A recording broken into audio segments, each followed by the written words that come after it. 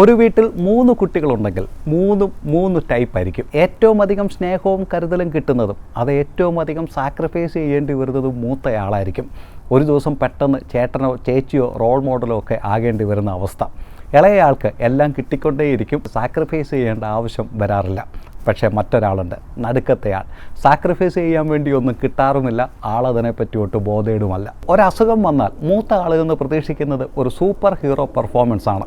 പറ്റുമെങ്കിൽ തന്നെത്താനെ എണീറ്റ് അടുക്കളയിൽ നിൽക്കുന്ന അമ്മയെ കൂടെ ഹെൽപ്പ് ചെയ്യണം. ഇളയയാളുടെ കാലിലൊരു മുള്ളു കൊണ്ടാൽ പിന്നെ ഓപ്പറേഷൻ ഡോക്ടർമാർ ഓപ്പറേഷൻ. പക്ഷേ അവിടെ നടുക്കത്തെ റൂമിൽ മറ്റൊരാൾ കിടപ്പുണ്ട്, നടുക്കത്തെയാൾ. വേണയിൽ എണീറ്റോണം, വന്നു വല്ലതും കഴിച്ചോണം, പോയി കിടന്നോണം, നോബഡി കെയർസ്. വെളിയിൽ പോയി എന്തെങ്കിലും പ്രശ്നമുണ്ടാക്കിയിട്ട് വന്നാൽ അത് വീട്ടിൽ പറയാൻ മൂത്ത ആൾക്ക് വല്ലാത്തൊരു കുറ്റബോധമായിരിക്കും. അച്ഛനും അമ്മയ്ക്കും എന്നിലുള്ള പ്രതീക്ഷ, അവർ വിഷമിക്കില്ലേ? ഇളയയാൾ ഒഴിഞ്ഞു മാറാറാണ് പതിവ്, ഞാനല്ലല്ലോ പറയേണ്ടത്.